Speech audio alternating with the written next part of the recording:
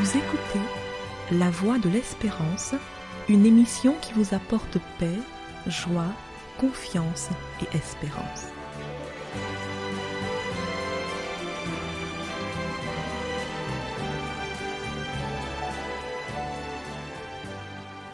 Bonjour la Guyane et bonjour à tous depuis la Guyane. Pas un jour sans qu'il n'y ait un fait, un phénomène qui nous étourdisse. Pas un jour sans qu'il n'y ait quelqu'un qui se questionne sur l'existence et la prolifération du mal dans le monde. Sous des formes diverses et variées, le mal gagne de nouveaux territoires et de nouvelles sphères tous les jours. Cette semaine, vous avez noté certainement que la communication et les déplacements du Premier ministre de la France étaient autour du fait que le gouvernement veut s'attaquer au problème de violence chez les mineurs. La délinquance, où est impliquée des personnes de plus en plus jeunes, est aujourd'hui le centre de l'actualité. La violence des jeunes s'est récemment imposée dans le débat public en France et ailleurs, suite à plusieurs faits divers qui ont étourdi le monde. C'est pour cela que nous voyons dans de plus en plus de communes des Antilles et dans l'Hexagone apparaître le couvre-feu pour les mineurs. Cela signifie que tout mineur âgé de moins de 13 ans ne pourra, sans être accompagné d'une personne majeure, être dehors après une certaine heure.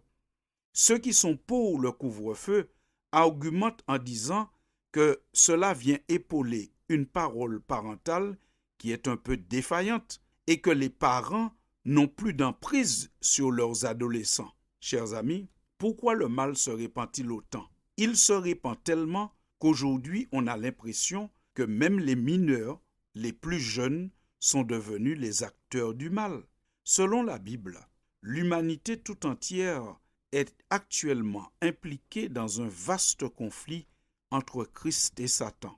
Je lis pour vous le livre de l'Apocalypse au chapitre 12, à partir du verset 7. Voici ce qui est dit. Et il y eut guerre dans le ciel.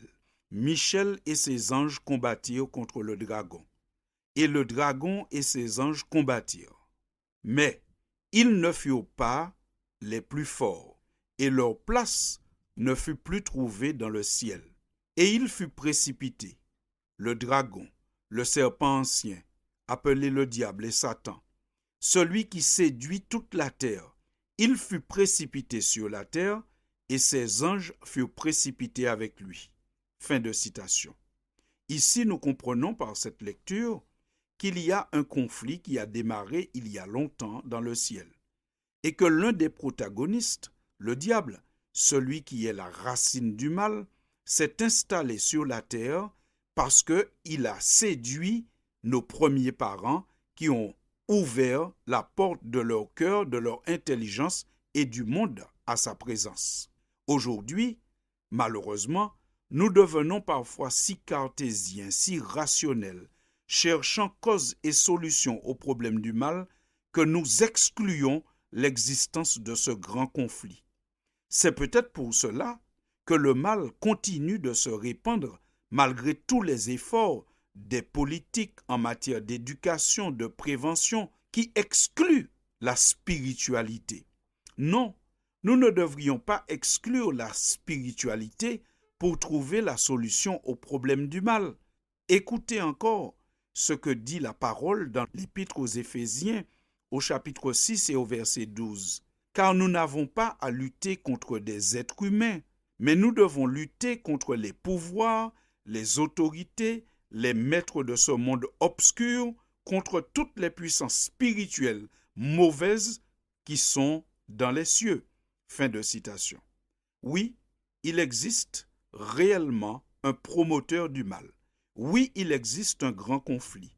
Oui, il influence des personnes et même des jeunes à faire ce qui fait du tort à la société, ce qui fait du tort aux uns et aux autres. Nous lisons encore dans l'évangile de Jean au chapitre 13 et au verset 2, Jésus et ses disciples prenaient le repas du soir. Le diable avait déjà fait germer dans le cœur de Judas, fils de Simon l'Iscariote, l'idée de livrer Jésus. Fin de citation. Cette phrase est intéressante car elle nous explique d'où est venue à Judas l'idée, d'où lui est venu le désir de livrer Jésus pour qu'il soit crucifié. La phrase, elle est simple. Le diable avait fait germer dans le cœur de Judas. Aujourd'hui, peut-être que notre société est devenue trop cartésienne, elle est devenue peut-être trop intellectuelle, elle est devenue peut-être trop rationnelle, où nous écartons la spiritualité et surtout l'idée qu'il existe des êtres et des forces extérieures aux humains qui les poussent à faire du mal. En fait, c'est là que nous devrions chercher la solution au problème du mal. Car la Bible, encore elle, nous dit que ceux qui veulent résister le peuvent. Nous lisons dans Éphésiens 6 au verset 12. Rappelez-vous, le même chapitre que nous avons lu précédemment, qui disait que nous n'avons pas à lutter contre des êtres humains, mais que nous devons lutter contre des forces obscures. Dans ce même chapitre, l'apôtre inspiré dit « Enfin, puisez votre force dans l'union avec le Seigneur, dans sa puissance manifestée avec tant de force. » Oui, chers amis, la Bible affirme que la solution, c'est quand chacun s'attache à Jésus-Christ, qui est lui aussi venu dans ce monde, pas par ruse, mais ouvertement, et qui a toujours déclaré qui il est. Quiconque s'attache à lui obtient des forces dans l'union avec le Seigneur Jésus qui lui permet de résister au mal et de repousser le malin. Jésus est celui qui a su résister à la tentation du mal. Jésus dit dans l'évangile de Jean au chapitre 14 et au verset 30, « Je ne parlerai plus guère avec vous, car le prince du monde vient et il n'a rien en moi. » Fin de citation. Jésus a donc été le grand vainqueur. Il a toujours été vainqueur et le sera toujours. Et si un être humain, aussi faible soit-il, s'associe au Christ, il pourra obtenir la victoire et repousser les influences du mal. Et c'est pour cela que nous lisons encore, en revenant dans le chapitre 6 de l'épître que Paul adresse aux Éphésiens, « Prenez sur vous toutes les armes que Dieu fournit, afin d'être capable de tenir bon face aux ruses du diable. Saisissez donc maintenant toutes les armes de Dieu.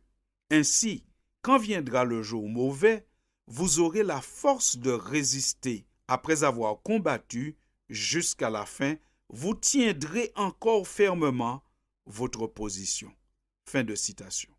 Chers auditeurs de la Voix de l'Espérance, nul ne peut contester le fait que le mal se répand de plus en plus. Le mal se répand et la violence dans des lieux où on ne s'y attendrait pas, dans des lieux qui sont des lieux de décision politique. On voit des personnes en venir aux mains. Nous avons, chers amis, ici compris que tant que le monde refusera de croire qu'il est au centre d'un grand conflit et qu'il y a deux personnes qui cherchent à influencer chaque être humain et que nous sommes appelés à faire un choix pour pouvoir résister au mal, tant que nous n'aurons pas accepté cette idée, alors nous multiplierons les séminaires, les lois, les décisions pour tenter d'endiguer le mal. Mais la chose risque de continuer, malheureusement. Pourquoi ne pas faire simplement ce que nous dit la Bible? Saisissez donc maintenant toutes les armes de Dieu, afin que vous ayez la force de résister au mal. Chers amis auditeurs, nous vous souhaitons une bonne méditation de cette réflexion et nous vous disons à très bientôt pour une prochaine édition.